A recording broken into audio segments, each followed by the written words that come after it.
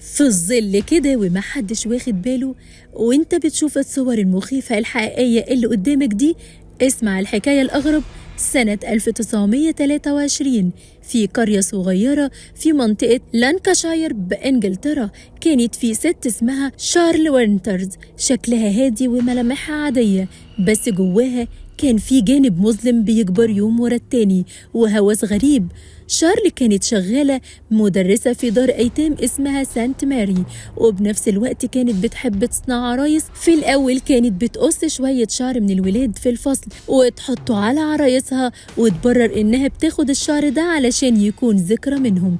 بس الهوس ما سابهاش، دماغها وسوست لها بحاجة أفظع تخلي الدمية شبه الحقيقة من جلد وعيون الصغيرين نفسهم. ابتدت تستدرج العيال المشردين وأولاد الشوارع واللي ملهمش حد، توهمهم إنها هتاخدهم الدار، هناك لعب وكعك وحاجات حلوة.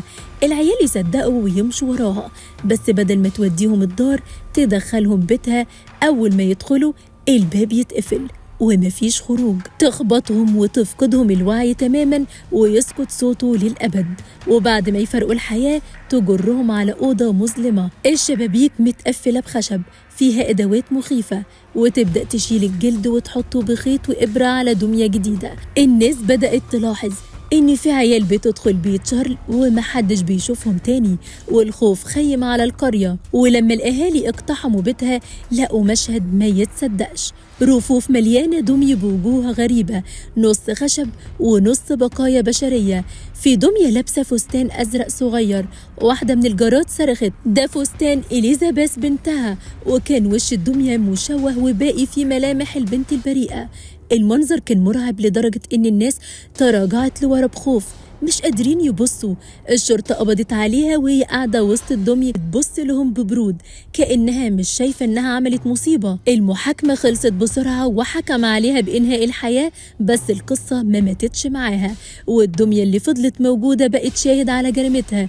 وبعد سنين طويلة قصتها ألهمت فيلم الرعب الشهير ماي، اللي بيحكي عن الدمية اللي مصنوعة من الإنسان. بس مش بس شارلي اللي كانت قصتها مخيفة، آد جين اللي كان عايش في ولاية ويسكونسن بأمريكا، راجل بسيط شكله هادي ومش باين عليه إنه خطر، لكن اللي حصل معاه كان أبشع من الخيال.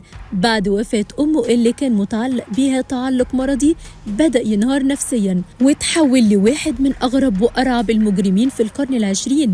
في الخمسينات البوليس فتش بيته بعد ما ست اختفت، وهناك اكتشفوا جحيم كامل. البيت مليان أعضاء بشرية مأخوذة من المدافن اللي كان بينبشها، وبعضها من ضحايا خلص عليهم بنفسه. الصدمة إن آد جين كان بيستخدم الجلد البشري علشان يعمل بيه حاجات غريبة جدا، مصابيح، كراسي، أحزمة، وأشهرهم إنه حاول يصنع بدلة جلد كاملة من ستات علشان يلبسها ويحس إنه بقى ست زي أمه. الجرائم دي اتكشفت سنة 1957، ولما قبضوا عليه اتضح إنه كان بيستمتع بكل حاجة بيعملها، وعنده هوس عجيب وغريب حققه على حساب أرواح النساء. قصته كانت مصدر إلهام لأفلام رعب مشهورة زي سايكو وصمت الحملان، ولحد النهاردة آد جين يعتبر رمزي لأبشع صور الهوس والجنون الإنساني.